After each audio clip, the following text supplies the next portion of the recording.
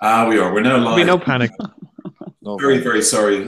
Welcome to Broadsheet on the Telly. My name is John Preposterous Ryan. We've had a huge technical. You're still off air, dude. We're live now. No, no. We're My live. name is John Preposterous Ryan. You're watching Broadsheet on the Telly. My name is John Preposterous Ryan. We've had a huge technical. You're still off air, dude. We're live now. No, no. Johnny, you're watching Broadsheet on the Telly. My name is John Preposterous Ryan. Johnny, Johnny, please turn that off. We're live now. No, no. I'll do. Geez, yeah, right. Sorry, man. I thought I was on the background. Okay. That's okay. Welcome to Broadsheet on the Telly. My name is John Preposterous Ryan. With us tonight is Stephen Garland from Longford, Johnny Keenan, How you doing? Kilkenny, Neil Curran in Dublin, Olga Cronin in Dublin also, and Vanessa Foran also in Dublin. But they're all from different parts of the of the country, so it's not all Dublin. I want to go straight to Olga, but her mic seems to be off. I'm here. I'm just turning it off when I'm not talking yet. Olga, yeah. Can we just briefly go quickly through tomorrow's papers, just very, very... Sure. There's a story in the front page of the Examiner, which Joe Logue has been writing about for a long time, which is very good. I hope you, oh no, sorry. Okay, I'll just go to that and then I'll go to the Times. But Air Corps health files not readily available, probe into whistleblowers' claims over the use of toxic chemicals. So basically, this is a story that, like I said, Joe Logue has been writing about it an awful lot. And basically, an independent review of allegations made by Defence Forces whistleblowers has found records are not readily available to prove the Air Corps was in compliance with health regulations on the use of toxic chemicals. So basically, it's about Air Corps staff being unduly exposed to cancer-causing chemicals in the course of servicing and cleaning aircraft. And it seems that the person who was actually doing the independent review of the whistleblowers' allegations was not... fully independent? Yeah.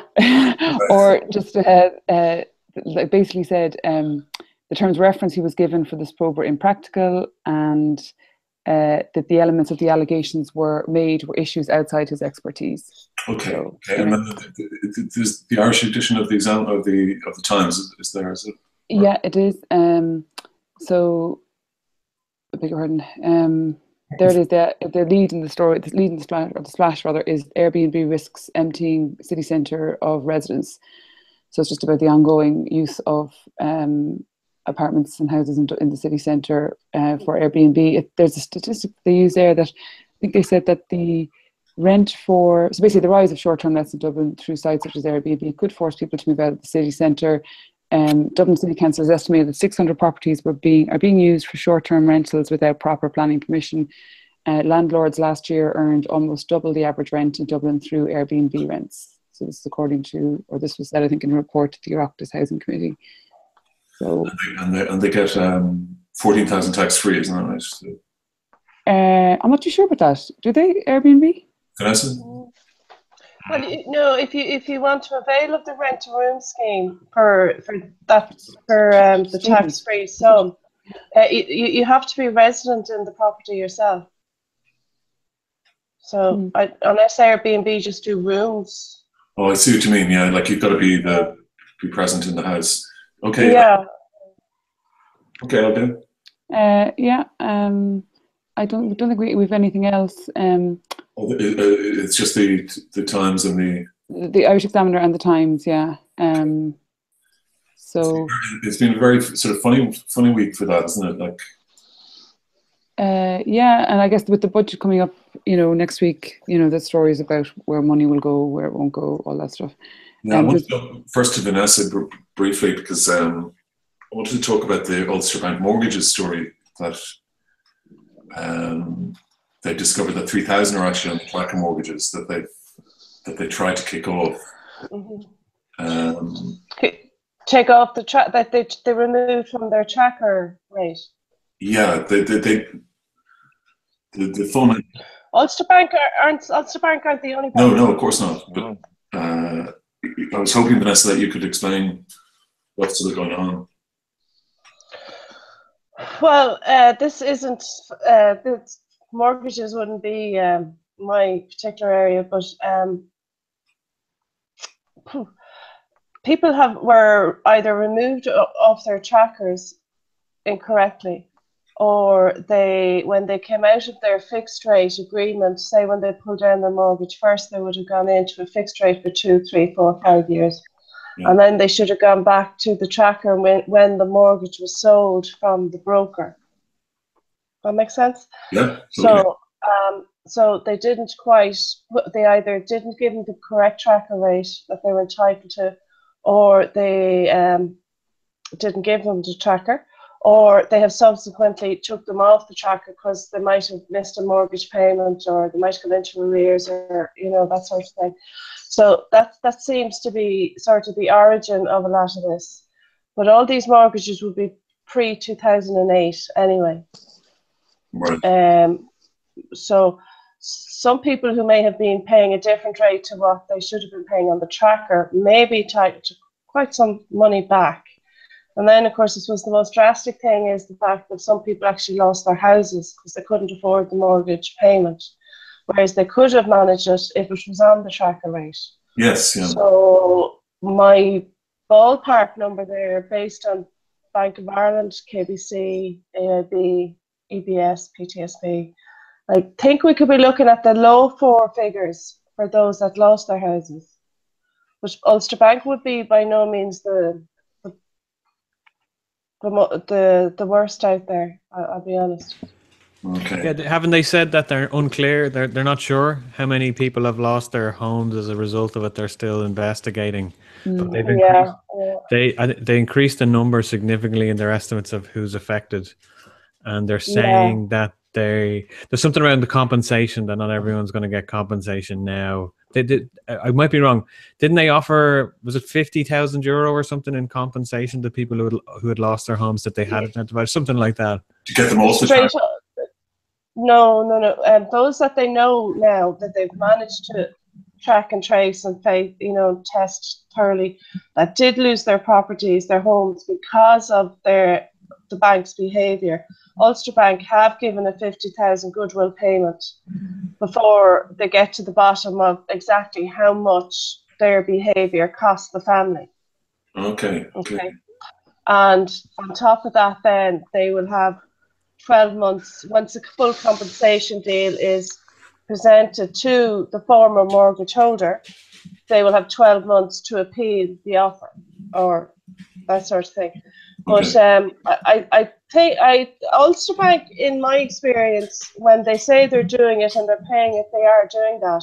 They're not slow to admit when something's gone wrong, or they're not slow to be quick to compensate or to rectify their error.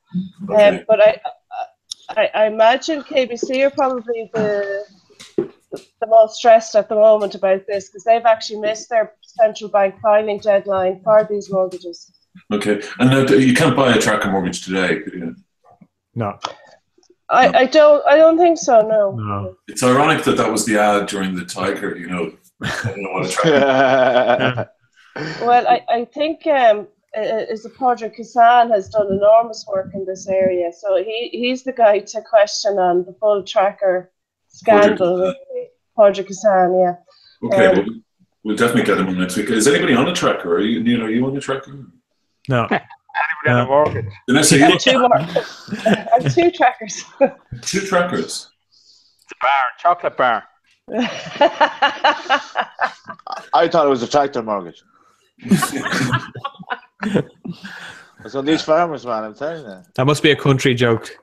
So you have 2 tracker mortgages. It's not even legal. You need insurance. So Stephen, Stephen Garland is you're in Longford. Stephen, one of the reasons we have you on the show, obviously, not just because you're just a nice guy and a broadsheet reader, but you lived in Barcelona for 15 years and was obviously upset by the events over the weekend in Catalonia. When did you leave? When were you living in Barcelona, Stephen?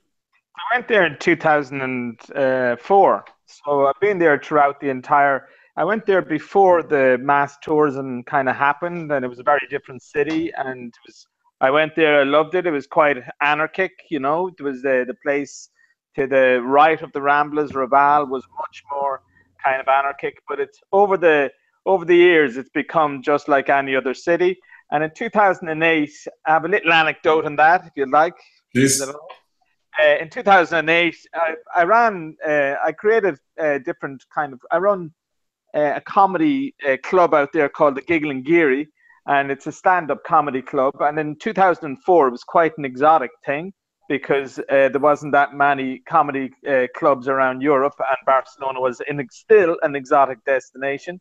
But over years, I've had many people kind of come through the place. But so I've kind of been in touch with Barcelona's development, its growth. I also ran the city's Irish and Celtic Arts Festival, which was a multidisciplinary arts festival. And I've always been involved in things in the city. So I've kind of got a good sense of what Barcelona is over those 12 to 15 years, you know. And to me, none of this is any of a surprise. In 2004, that first year that I went there, it was like I created this Irish festival, which was called El Féile. Johnny knows it well. And legendary. Yeah. So the first one was in 2004, and it was actually, not ironically, it had a terrorist attack make a mess of it, because it was kind of tied in with St. Patrick's Day, which is on March 17th, usually. And basically, on March, 3 days before the festival, I can't remember exactly, but Al-Qaeda, remember them? Bomb planting kind of terrorism, less cutthroat, and so they let off a bomb, and the PP, who are the most discussed, and this is the reason I'm telling this story, yeah. So the PP had the reason they planted the bomb. The PP had walked Spain into the coalition of the willing, if you remember that, with George Bush and all that nonsense. And so they'd walked them into Iraq. Barcelona was protesting crazy, like during those days when the bombing started in Iraq. And but then this thing became a reality that suddenly Barcelona or Madrid or Spain was a target. So Al-Qaeda killed, trying to remember, 198 people, I think, in Atocha, and so the PP basically lied to everybody, and we had this. Stephen, tell us what you mean by PP. Sorry, the Partido Popular, which is basically the legacy of Franco. It's the Spanish party who is in power now. Mariano Rajoy is PP, and so the relevance of what I'm saying is it's just incredible that they are still in power in Spain. To me, it's bizarre. I've been around the world in the meantime, and I've come back, and Rajoy and the PP are still in power. These people are getting voted back into power. So nobody should lose sight of the fact that that's happening. And in that period, the leader at the time was a guy, Jose Aznar, and who subsequently got awarded an honorary degree in Harvard or wherever, to be one of the coalition of the willing, obviously a payoff for that. And so he, but they had, the reason that the bombs happened was to Al-Qaeda were trying to sabotage the Spanish general election. And the PP, were the right-wing party who was in power and a shoo-in to win it again in 2004. And what happened when the Al-Qaeda created this massive bomb, and it was, to me, an Irishman, when we've lived with the IRA and IRA bombings and things like that, and all of that, you knew well that this was not a European terrorist organization that planted these bombs. But the PP proceeded to lie to the people of Spain and tell them, and you would have 1 million people on the streets of Barcelona, not knowing, I'll never forget it, not knowing what they were protesting against. There were just 1 million people on the street because Aznar and the PP of that time had decided to tell them that, oh no, this is definitely the Basques. It's definitely ETA. And this complete is the most outrageous piece of skullduggery in trying to lie to a kind of a nation about when they knew well. They basically had found the Quran, tapes of the van. All the bombs came from the same place, and they found the van that where all the bombs had originated, and there was still a tape with the Quran playing in the van. And so my point is that they were in power then. They lied. It's the most disgusting lie. It went on for the entire 3 weeks.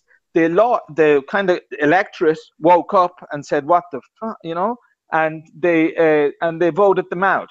And left-wing government got in, and the left-wing government they immediately went about doing a lot of things that they promised, like gay marriage and a bunch of stuff. I can't list them for you now. But that was. But my point is that they are still in power. So what's happened in Spain? You know, that's 2004. So now we're here in 2018, 14 years later, and by the way, another lost fact in all of these kind of news stories is that when nobody killed Franco. You know, there was no revolution, and nobody cut his head off in a square with a guillotine or anything like that. He basically it just disappeared, and there was no proper kind of end to Franco. There's a guy up in Galicia, Franga, who's literally was part of Franco's regime. So Spain has an awful lot of Franco still going on in its culture, and fighting, and all these different areas are kind of. There's one vital phrase for anybody learning Spanish. The phrase is de toda la vida, and the Spanish live by this as a rule. It means for all of the life, and what it means is that it's just the way it is lo que hay, is we accept this. So the PP have stayed in power throughout all of this. So when people nothing has happened. The Catalans, when Franco died and Franco was out of the picture, the Catalans elected Jordi Pujol, who since disgraced has been totally corrupt. They elected him for 23 years. So there's something wrong in this. Stephen, what about the appetite for independence? When you arrived there in 2003, has it changed since then? Yes, it has. That's what I'm saying. This guy Jordi Pujol was there for 23 years, and then kind of he got disgraced as corrupt and all the rest of it.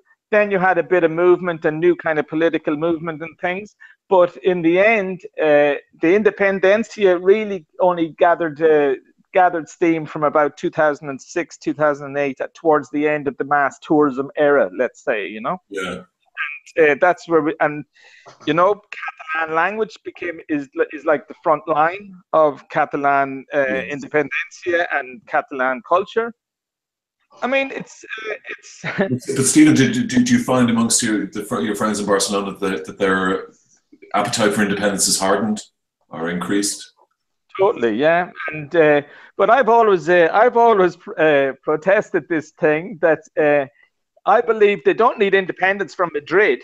They need independence. There's an area in Barcelona called the Zona Alta, and the Zona Alta is where Barcelona's elite lives. And they are still there, and nothing really changes within kind of Catalan power broking that's not relevant to that one area. So now on the streets, and they tend to kind of for different political agendas. Every now and again, the Independencia gets pushed forward, but now it's at the end of a process where now we're in a moment where Independencia is a real possibility, and everybody wants it. And so they wanted it a democratic thing. I think what happened in the last days is shocking and disgusting, but it's no surprise. That's what I'm saying. It's no surprise that the PP would behave like this, and they're going to continue to behave like this. And if this situation will never be taught, you've got a black and white situation where one side is trying to claim to be or move towards the EU and all of that. The EU are not really going to make that move to help them, I don't believe, because they're undermining too much of the EU structures around in different countries and things. So it's difficult to see.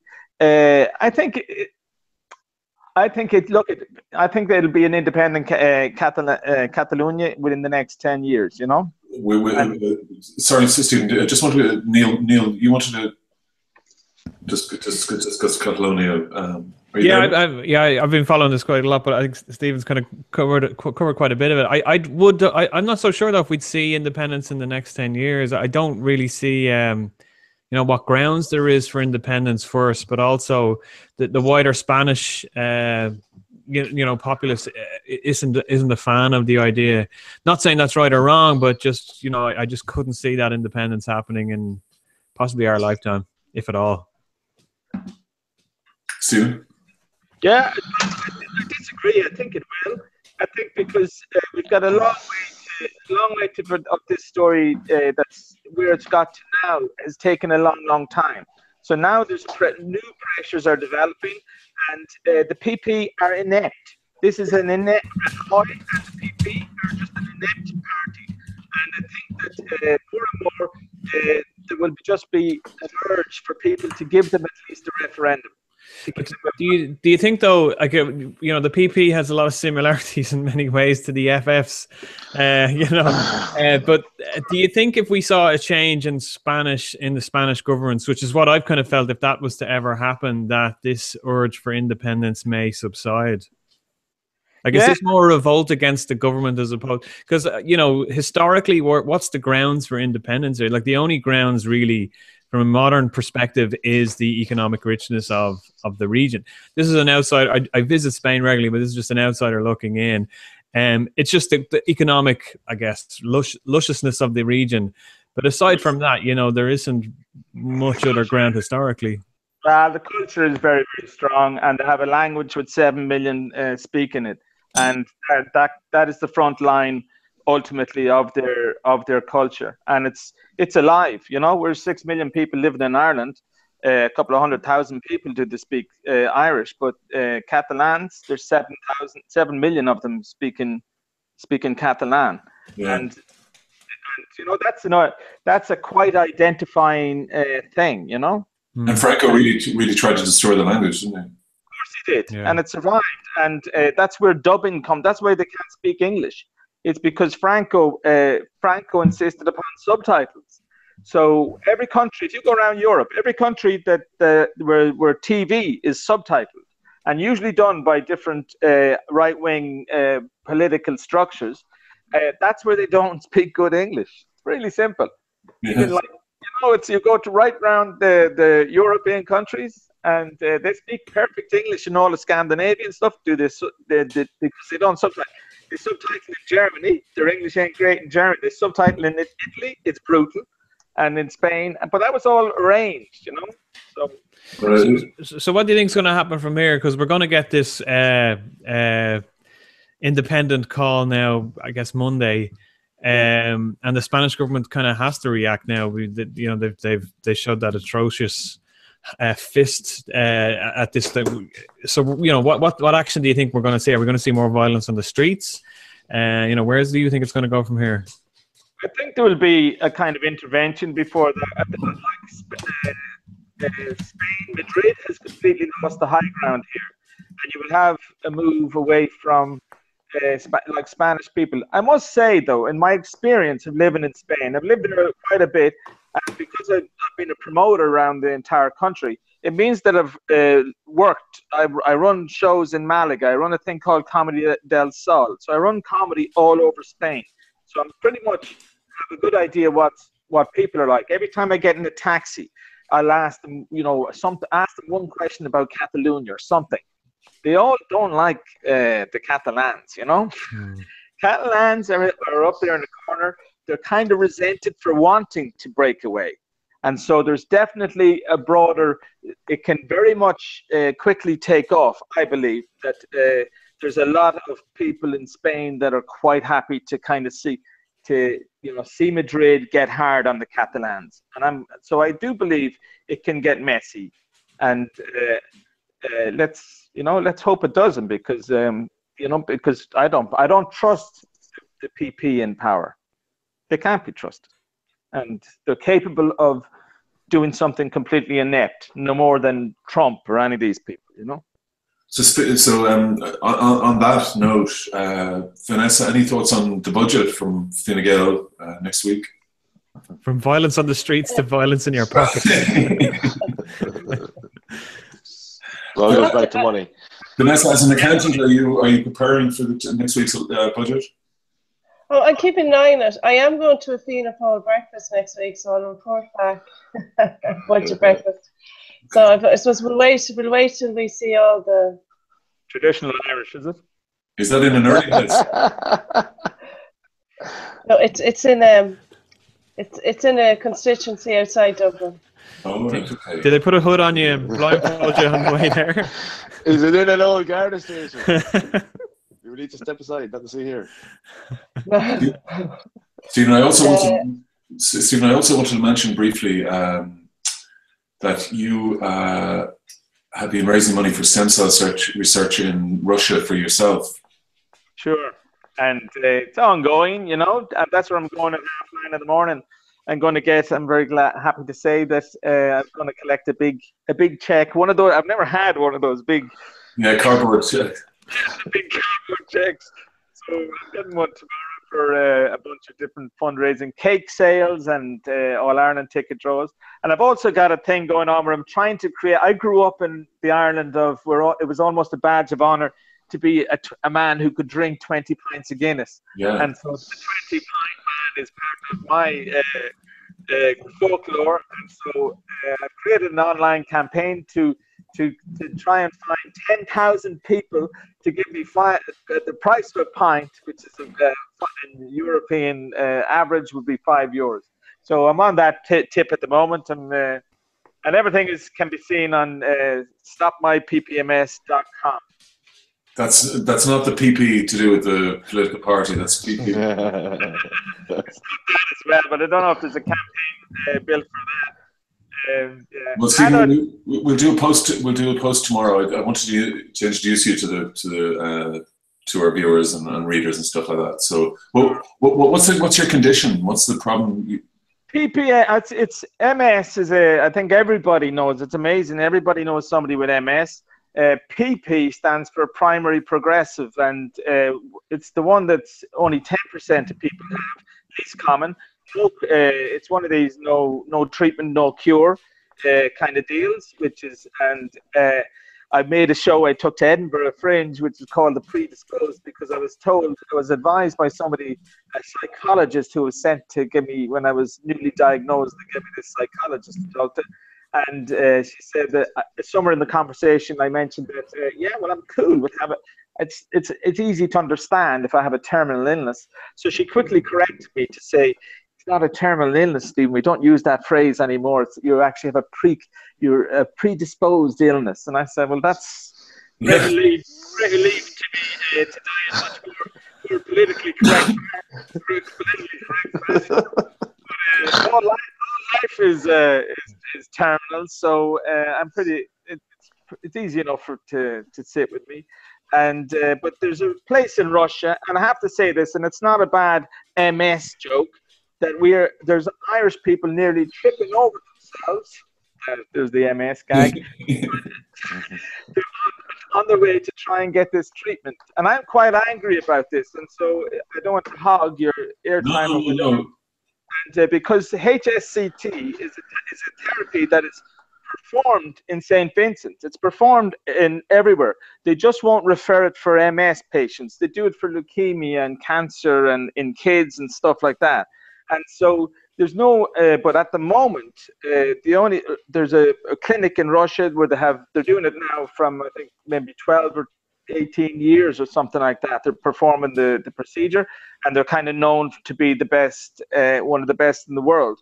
And so that's why we're all going there. I have Facebook groups with 12, 14 people. I know about 20 people 20 Irish people who cannot get any, there is no treatment. I mean, some people have treatment for their types of MS. PPMS, we don't have treatment. Most of the last 3 or 4 people who've requested assisted suicide in Ireland have not every one of them, but most of them have PPMS patients.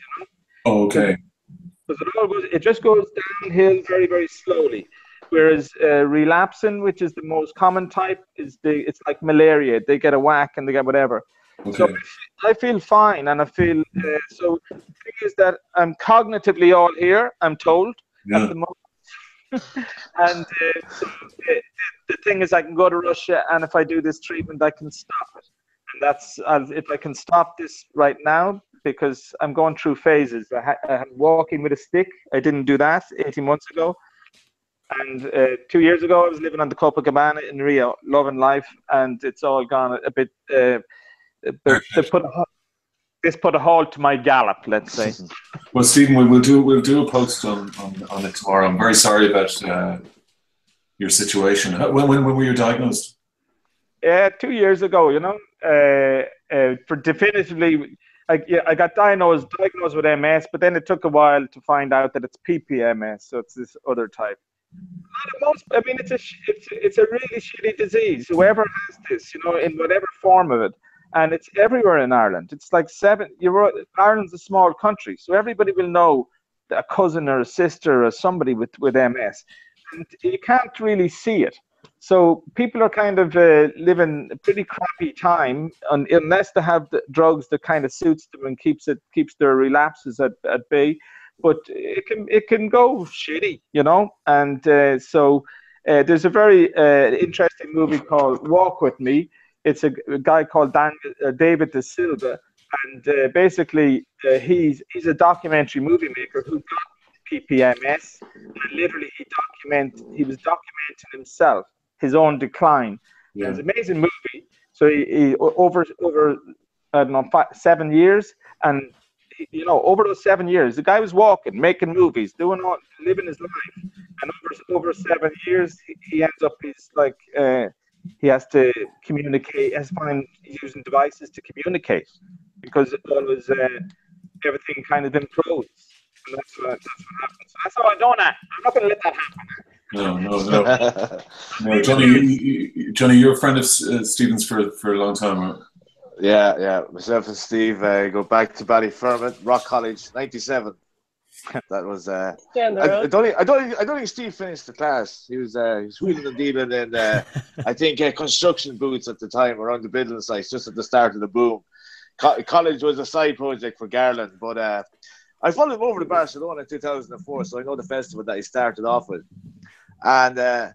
Yeah, man, the guy's got some serious energy. I think he's the only guy that didn't actually get the diploma, but is actively working in the entertainment business. And he's been a bit modest there. He set up the first and still only multilingual comedy festival in the world in Barcelona. So that's a major achievement. So the fundraising, that he doesn't like to talk about his fundraising because he's quite modest as well. But he needs 70 grand, and he's raised 35 through an awful lot of campaigns, and that Get That Man a Pint campaign, I think, is great. And we're looking to do something, actually. It's the 20th anniversary of the Rock College, so we're hoping to get the gang back. 20 Yeah. So that'll be another fundraiser. We'll keep you posted about that. But just when Steve was talking about Barcelona there in 2004, I actually really like the Catalans. I think they're a great example in relation to the way Ireland could be.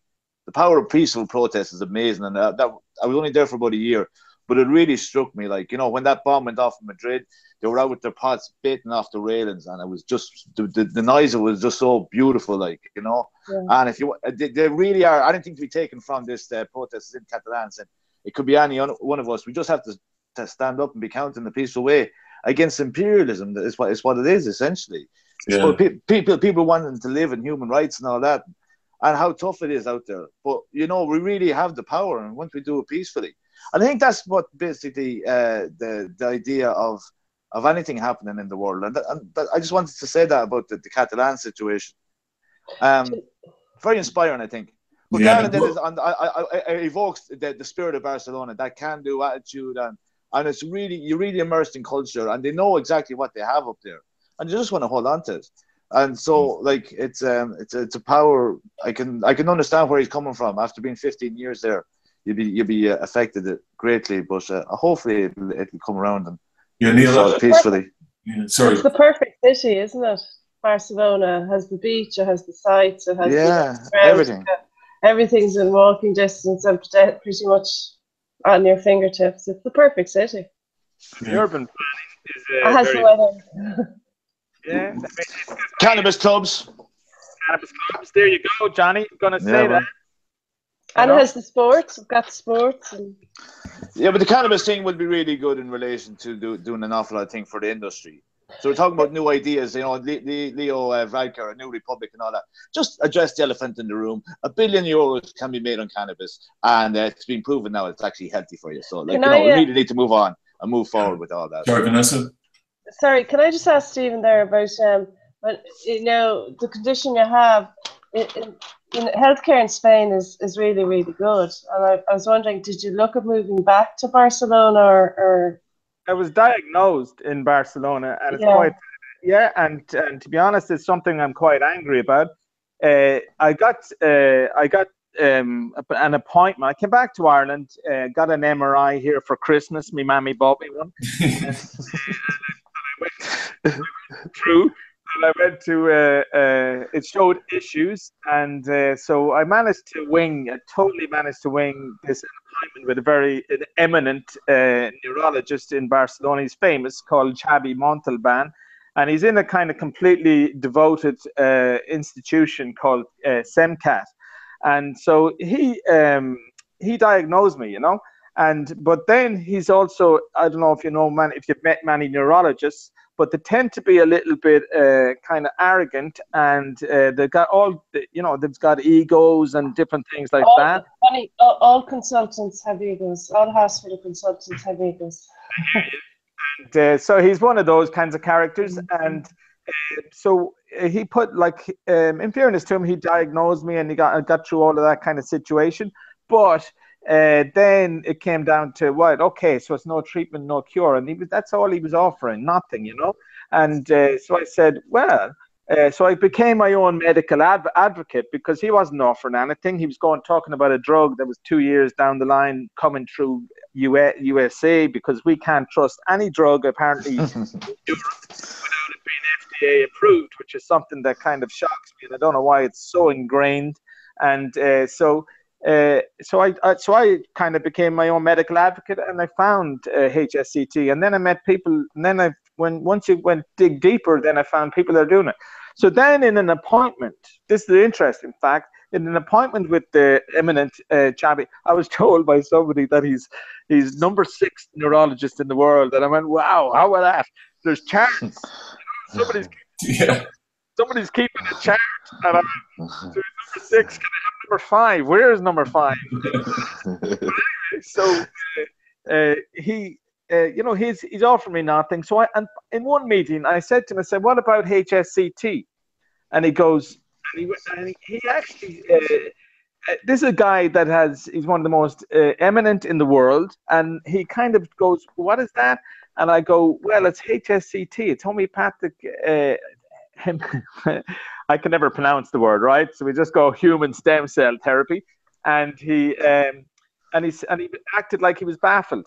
Then I went, I got fed up with it, and I'm pursuing. And I said, well, I'm going to Russia. I've applied for an appointment, and then I had a 2-year waiting list.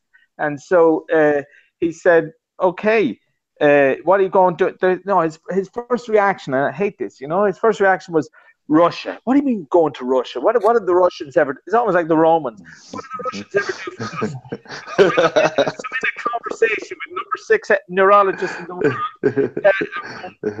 cataracts. Try cataracts, or I'm nobody listing Russia's medical fucking discoveries, and so he's I'm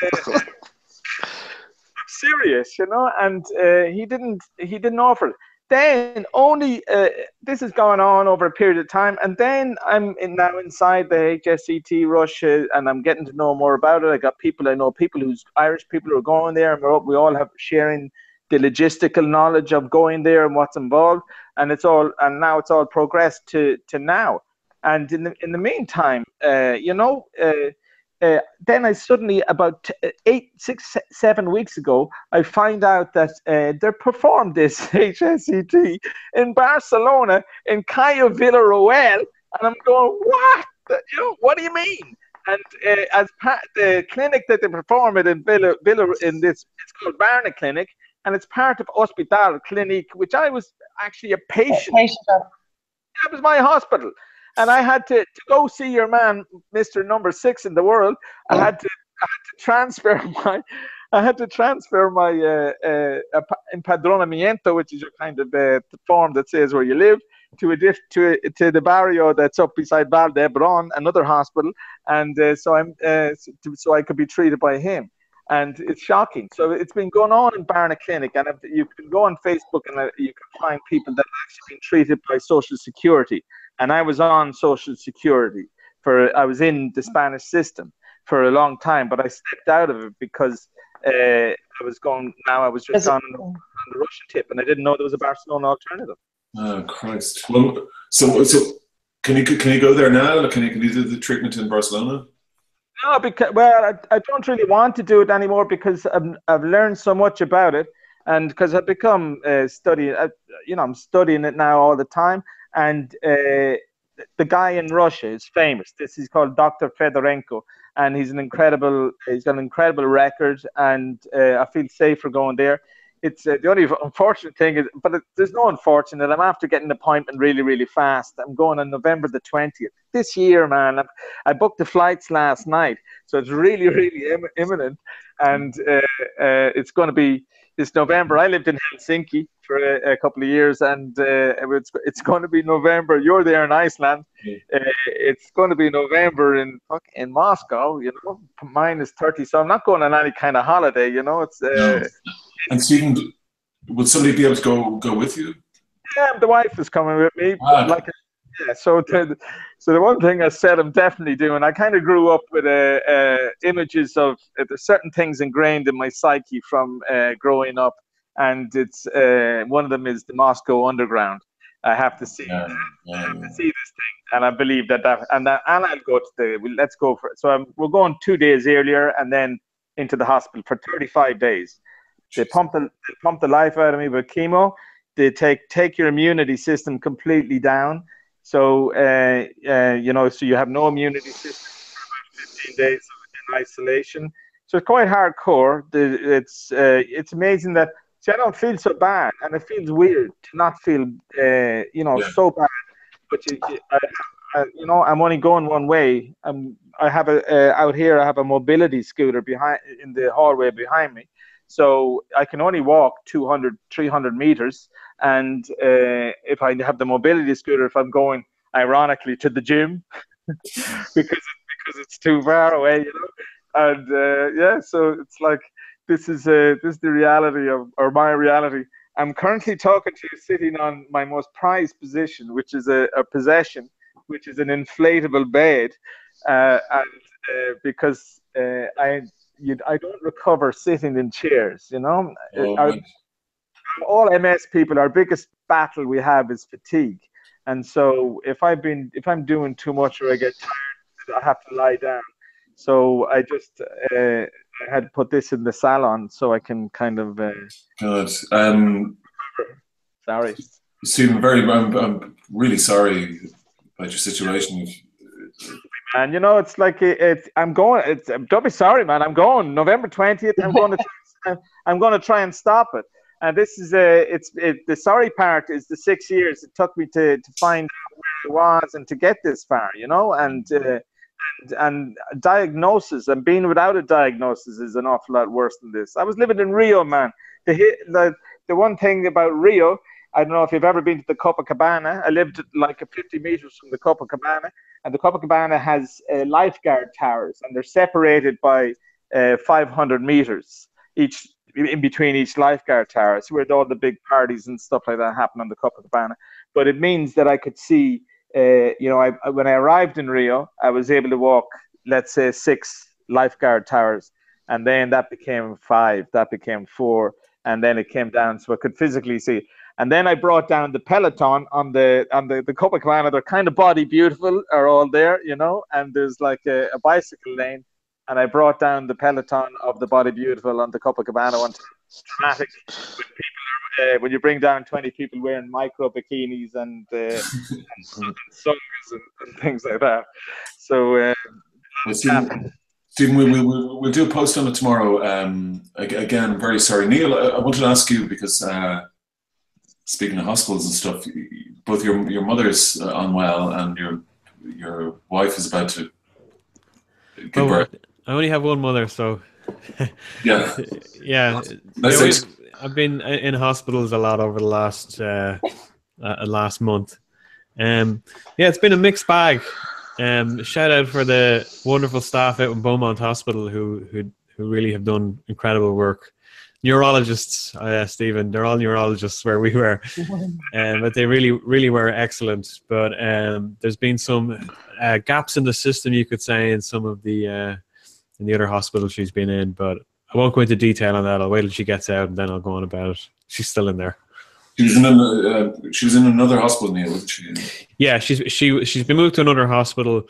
They're done with her in Beaumont, and like I said, they were just excellent in Beaumont. They really were world-class service, but not so happy with the service we've been getting.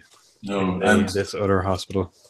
And you've been gone out to the Mater the last week. The Mater? No. Rotunda, is it? No, Hollis Street. Hollis Street. Yeah, not for my mother. No. That would be weird. Is the Rotunda not a maternity hospital? No? Only in the Snapper. Yeah, it is. Get out of the way, No. It is a maternity. The Rot, that's what they call it. So, Neil, you were expecting the baby on the 25th. Was not the due date? Yeah, that's right. It's fake news now. There is no baby. They're having a camel. So they're having a baby camel. So very dramatic. Just looking at this bump. Is that terribly late? Like. Well, you get it. There's two things in Ireland that everyone's an expert on: weddings and babies. But you really do get a crash course in it all, in babies as it goes along. You have a nice crotch, Johnny.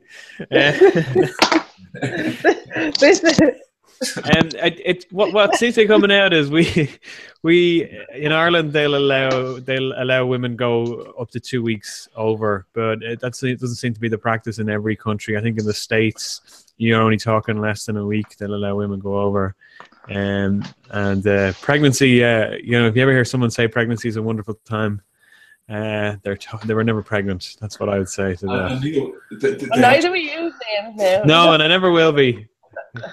And Neil, will they'll have to induce the baby? Yeah, so the doctors will reach a point where if the baby doesn't want to come out of its own accord, they'll do an induction. God, very reluctant to leave. Yeah, perhaps baby's ready. Child knows something we don't know. Who knows?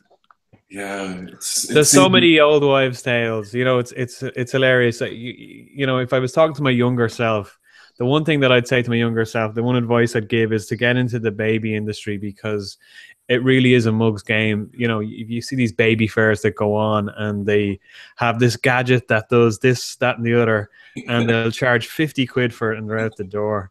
It's unbelievable. The price of a pram. This is old hat to I imagine a lot of people listening. But when I saw the price of a pram, I think my first car cost what it got me to get a pram. Neil, have you gone for the big trendy bugaboo things? Oh, look, the bugaboo! Listen, it has a cup holder and everything. A Babbuccino. Far from bloody bugaboos, I was reared. But is this the McLaren buggy? Is it? Oh no, McLaren! No, that's the Skoda of buggies. I thought it was the Ferrari of. Not at all. No, bugaboo is all. Bugaboo is the rage. The yummy mummy. But there's a bugaboo, right? To get this, there's a bugaboo, and it has bigger tires for off-road pramming, whatever the term is. Bigger tires, and of course it has a bigger price as well. But you never know when you might need those big fat tires when you're off-roading. And get a country goo. Jesus Christ. Neil. Yeah. And how much are bugaboos? It depends. You won't be writing a check for less than £1,000. That's for sure. No. It depends. I've seen. Jeez. I think the one we got on discount was somewhere around the 1,200 mark, I think, and that was on discount. Wow. Something like that. Has it got an engine? It does. That is. Do you know what? Do you want to see it? Will I show it to you? Yeah. Hang on now. I'm wheeling around. Hang on now. He's trying to do it. He's delighted. Okay. Doing this for done deal. Put your lad into shame, Gavin. When they're gone. Can you see that now? There you go. Look. Oh, look! You make it. There you go. Waste a month's salary on that. Does that pop out and go into the car then? Yeah, there's. Let's see that, Neil. You had to buy an adapter which cost 60 quid so that your feckin' car seat would fit in the thing. And a big sticker on your forehead saying gobshite, but that's actually Neil that looks a bit like it's retro. It's a retro pram, and retro obviously, there's that kind of vibe to it. But Neil, when your daughter is about 8, she will knock the roof off that and she'll go down the biggest hill with it. And then you'll have to tie it up in the garage. I'd say by the time she's 8 days old, it'll be covered in vomit. I tell you, Neil will end up having a half a dozen now to get his value out of that pram. Neil, can I have a look at it? Can we see the pram in full? John's getting broody here. Yeah, Johnny's very broody. I'll get it to do a twirl. Yeah, so it's a retro. Jesus, if that's retro, sort of. No. You see, it looks like that now, but that turns around when they're out. When the baby gets a bit bigger. Yeah, this is the pram version. Yeah. Well, no, this is the pram, so that's the flat base, but there is the buggy attachment. But the buggy's not compatible with the car seat, so you have to get a car seat and then the car seat adapter. At least the car seat has function. Like, that's expensive. But they grow out of that baby car seat quick. They grow out of the car seats phenomenally quick. So that's more money down the Swanee. So yeah, that's my life now. Where we'll be. You're delighted with yourself. Give over. You're delighted, Sean. Yeah. And Neil, do you laugh at people with McLarens now? Is that the deal? I won't talk to anyone unless they've got a bugaboo. But it's hilarious. There's a comedy show in there somewhere. I have a friend of mine, another improviser, who also had a baby girl recently, and we've had some laugh about that whole experience. But it's a whole culture. This whole first baby thing is a culture. I did tell you. I did warn you. I'm choosing my words carefully here because there's two very strong ladies on the panel, but. It's a whole new world, but you do people talk about like people getting in touch. The most annoying thing over the last few weeks is any news. Sorry, there. And then no, Johnny's good. And then people who don't have kids who are passing comment on, oh gosh, this doesn't sound good that there's no baby yet. Yeah, this kind of thing. But yeah, it's an experience. But a friend of mine just had one. And it was like a very late baby, and it had to be induced, and apparently it was quite a battle to get them out. Came out, big, huge baby. Size, I think, 15 pounds. Could that be what? Jesus Christ, that poor girl. It looks like a toddler. You see photographs with the other kids. Oh my God, that poor girl. Yes, but 15 pounds. We lost you, Stephen. It's also her 6th baby. I've never seen so many people procreating in the. I've been living in countries where people, in Spain, it's 1, 2, never. There's multiples. It's like it's almost shocking. I'd hate to see the childcare bill. I mean, that was another eye opener. Was the cost of childcare? When you don't have kids, you're oblivious to this. We rang one childcare place. I won't mention names. And they laughed down the phone at us because we'd left it so long before booking the child in, and we weren't even in we weren't even in the final trimester at that stage. So the strategy I took was pick the creche that has been the that was in the news for all the controversies, because they probably have better pricing and they'll probably have a better standard as well. But we did get one. We got one in the end that is now highly reputable, but was on the news in the telly some years ago. I thought, you mean you didn't go for the au pair option? Oh, no, I couldn't afford minimum wage. But it's scandalous. The government gives you a pretty equivalent to the minimum wage, surely. The baby room? room? Yeah, if you're booking a baby room now in Dublin, sure, it must be about €800-900 a month. What's a baby room? Your baby goes into a baby room in the creche. Oh, There's yeah. different age groups. Yeah, you know? I got. It has that. Yeah, I got that tour. Yeah, so your baby is going into the baby room. You went to a baby room. It's very creepy. Yeah. Yeah, but it's still pay an arm and a leg for it. I mean, you gotta. Yeah, but the baby room is dearer than the other rooms. Oh, is it? Oh, they didn't tell me that. Yeah. They didn't tell me that. So Neil, what is the current state of play? Are you just waiting for the call, or waiting for the? Waiting for. So this weekend, if there's no stirring this weekend, we'll be in the hospital for a bit of intervention. But okay, and you're waiting for the waters to break. Is that Well, that's just kind of, again, that's what I thought, but that's the myth from the movie. Not your waters. Lad, come on, you're waiting for the pre-labor. John, have you news for us that you're not telling us? No, but I did want to ask Olga. Olga, your mic seems to be off, but I wanted to ask you about the Olga has been at the Disclosure Tribunal this week. It's extremely confusing. It's a difficult module, as they say, Olga. Can you fill us in? Okay, so remember last week we talked briefly, and basically, so we know who Keith Harrison is. I won't go into that. We know he made complaints, and we know he's in the tribunal. And he's alleging that Tusla became involved in his family because they were lent on or manipulated by the guards. That's his contention. So vis-a-vis Morris McCabe, the same complaint. And so we know that Marissa Sims made a statement to the guards. It's a 38-page statement. I thought it was 23, but it was 38. It was really long. A lot of unpleasant stuff in it.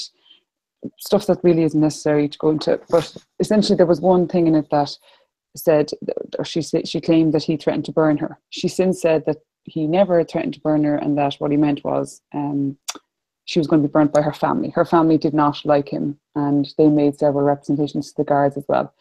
Anyway, she made this statement on the 6th of October, and then 2 days later there was a strategy meeting, or there was a meeting, and at this meeting there were 5 senior guards, and earlier this week, or I think it was on Monday, one of the tribunal's senior counsel said to Keith Harrison, there is not a scintilla of evidence to suggest that Garda headquarters, or specifically the Assistant Garda Commissioner Kieran Kenny, had any involvement in this meeting. So if you think about it, he's saying his contention is that the guards were leaning on Tusla.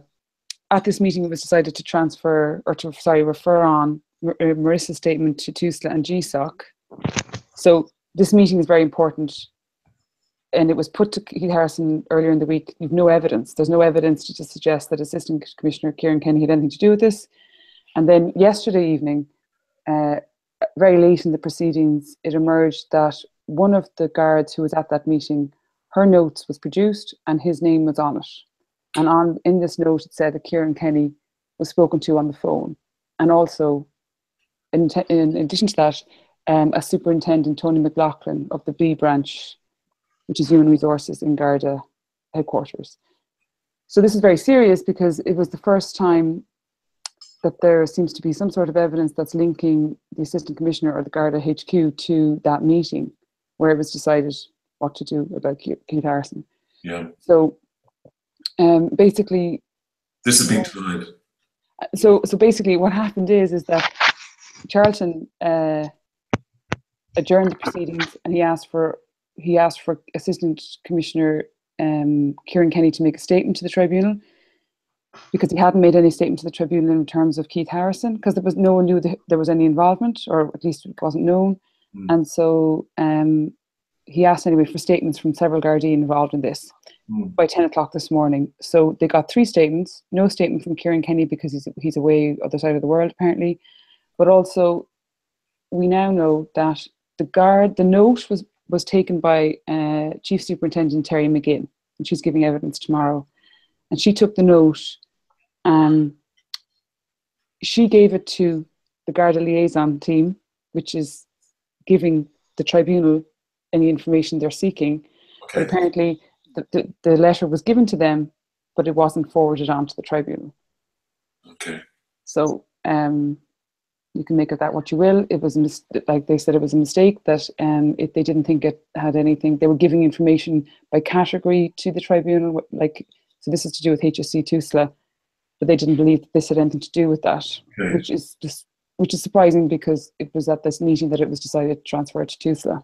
Okay, but, so all these names like Kieran Kenny and Terry McGinn was involved with Maurice McCabe as well. Yeah, Terry McGinn was involved with Maurice McCabe in relation to investigating his complaints. So that was his initial complaints years ago.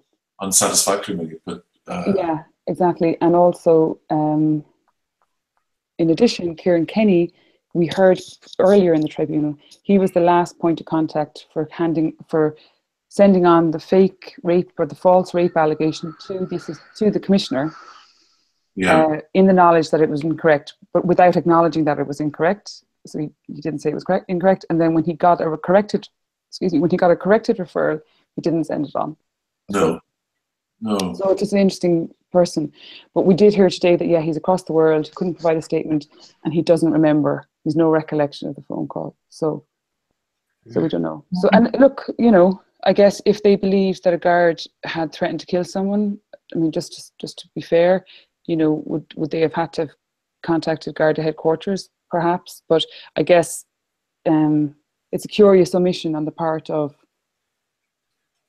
the Garda liaison team to not give that to the tribunal. And Charlton wasn't happy, I don't think, with that yesterday. He made that clear, but he did say that he is in favour of going for the theory of chaos rather than the theory of conspiracy. Right. Yeah, I thought that was very unique thing about the tribunal and the judiciary to have to rely on chaos theory. Yeah. Good point. Yeah. And so what's next? When does it return to Morris's? Supposedly on the 31st of October. Okay. So this was supposed to finish on Tuesday or Wednesday, the 3rd, but it's gone on, and now because of what happened yesterday, I'm sure it's going to go. Tomorrow, Terry McGinn is going to give evidence. And then there'll be more evidence on Monday and Tuesday. Or Monday, anyway, definitely. Monday, maybe Tuesday. Okay. Johnny, are you following the tribunal at all? Amazing what Alga is posting there. It's a lot of information. So having to sit through all that, as I said before, it must be like, unbelievable fold and like, I don't know, a novel that could be on ITV next year, because obviously RT won't take it on. I think the Keith Harrison one is troubling everyone because it's not as known as Maurice McCabe, but also for the first week or so, we were just hearing about all these different events, and there was no kind of sense of chronology or what exactly is this, what's going on here. But now there's a clear kind of chronology. So actually, we just need to do a timeline, I think, because It was very interesting there to figure out that in Athlone, because I grew up close enough to Athlone, and there was a time there for a long while it was very barren. You couldn't get as much as what you call a nodge of hash, like. Yeah. We're obviously looking in the wrong places. There's nothing about that in the Midlands about that. Like, I don't think RT are delving that much into it as Broadsheet are. The information that's coming out of the tribunal. And that's what I'm saying. Fair play to Olga and Broadsheet. It's amazing that this isn't getting on the mainstream. No. Like I have to be fair. Like it's extremely, like it's 6 hours or 5 to 6 hours of testimony, and then to turn around, like I struggle, like to turn around and maybe make that into a radio report or a television report in a couple of seconds. What Olga does is she'll go to the tribunal and it'll be about a day later. We'll get the full report then. Yeah. Yeah, because it's just too much. Yeah, and that might be like, that's not great either. People want immediate news, but that's rubbish then as well. Yeah. You know. That's not fair. But you know, Olga, today you started tweeting, and it was brilliant to be able to track the few points that way. Yeah, and so maybe if you did that, yeah. The only thing with that is that there's so many claims and counterclaims that I could tweet a claim, and then you know it mightn't come, it mightn't be countered. That's a load of bollocks. Yeah. No, I know, but it was a very tidy. Yeah. Well, just to explain that, maybe just another piece from today was that it turned out that Marissa Sims' statement, we know what was said in that, and that was used for further action. But it turned out that the day, it was 2 days or day after that meeting, that famous meeting we're talking about now, Terry McGinn wrote to Garda headquarters to say that she recommended that Keith Harrison be suspended immediately or transferred out of Donegal. And then Garda headquarters wrote back, Superintendent Tony McLaughlin wrote back and said, no, I think he should just be put on indoor duties. And then that's what happened. And he was on the indoor duties for 15 months and no one ever put the allegation to him. And I think if, you know, whatever about Marissa Sims' statement, and did he threaten to burn her or not threaten to burn her, if it's the case that they did put him on indoor duties for 15 months without putting the allegations to him, that is questionable, isn't it? I think. This has confused me, Olga, if I can ask you. The burning, I mean, are they actually talking about lighting the person alight, and or is it like burning? Because I've got confused in all the reporting.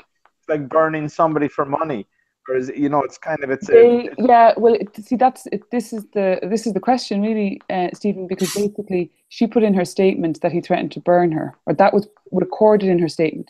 She's now claiming that a lot of what's in her statement were not her words, and that she was there for 8.5 hours. It was 38 state pages. She said that she was nodding a lot of the time. So there's questions over that, but I have to say that the guards who took the statement are completely denying that, you know, that they're saying they were her words. But the Gardaí took it as a threat to kill her. They took it as a threat to burn. But Marissa Sims says that what he meant was, you're going to get burned by trying to please everyone, because her family did not like him. And so there was a wedding coming up. Her sister's wedding was coming up. He wasn't invited. There was a lot of tension. But I think in Ireland, particularly Ireland, we use this verb to burn in so many different contexts. It's hard to just, it's almost like, I'll kill you. You know, I'm going to kill you. Without meaning, you mean, without setting you alight, you mean, yeah. So that's what they're maintaining, yeah. Burned but in many ways, you know, you can be like in common kind of lexicon, you know, that's what we have many meanings for that, and it seems it keeps on getting thrown out there, and I never understand, are they actually talking about that's a threat to kill by inflaming somebody, you know? Well, it's funny, so what Keith Harrison's legal team argued today, one of the times that they argued was like, if you took he argued that they just didn't take it seriously, therefore it was never taken seriously, because he said that if it was a case that they did take it seriously, you know, they would have arrested him, or something would have happened. Whereas, you know, he was on indoor duties for 15 months. It was never put to him. They sent a GSOC referral, which he was claiming, what powers of protection, you know, what could GSOC do for Marissa Sims? If they were so worried about Marissa Sims, why would they have sent it to GSOC? Why wouldn't have they whatever brought him in? So that's the... Okay, well, we'll have and the tribunal continues. Thanks, Olga. No worries. I know it's really confusing. It is. No, we'll do a timeline. Can I just give you an update there on what happened to Neil there? His Bugaboo has its own app and it started downloading on his computer, and so it rebooted. Guys, can I just use this to thank you? I'm going to have to leave the situation now. Listen, take care of yourself and stay in touch. Yeah, thank you so much, Stephen. We're actually going to say goodnight to everybody now. from Neil Curran, who's with baby buggy issues. He's gone. I have to text him. Is everything all right? Stephen Garland, we're going to have a post about you tomorrow, Stephen. Thank you so much for joining us to talk about Catalonia and your own condition. Johnny Keenan, sorry we didn't get a chance to really talk to you tonight, Johnny. I think you had enough of me for one night. Yeah. I enjoyed taking a back seat. Well, can I just say one thing about Stephen there quickly in relation to his campaigning there in Longford for wheelchair accessibility and helping an awful lot of people. There's a group of them, disability in Longford, and they're doing amazing work in relation to highlighting the situation. So Garland is always, he's an active activist considering everything that he's going through. Is the Get the Man a Pint, is that online? Yeah, it is, yeah.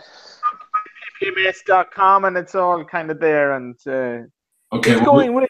And I'm up to about 500 people, so I don't know how many pints I have, but I've raised about 412,000 on that campaign. Brilliant. Pints to drink, you know. Fantastic. And Stephen, we'll hopefully have you on next week or the week after or something. We'll stay in touch anyway. Okay. From Johnny Keenan in Kilkenny, from Olga Cronin in Dublin, and Vanessa Foran in Dublin also. And Vanessa, we'll get to talk maybe next week more about the budget and whatnot. Vanessa's going to go through the budget for us and tell you what it's all the extra money we're getting. Thank you very much for everybody for joining us, Broadsheet readers and commenters and the trolls. We were a little bit late tonight for serious technical problems. I'll explain it all later. Okay, so thank you very much. Hopefully see you on the site tomorrow, or see you here next week. Okay, goodbye now. Okay. Thank you.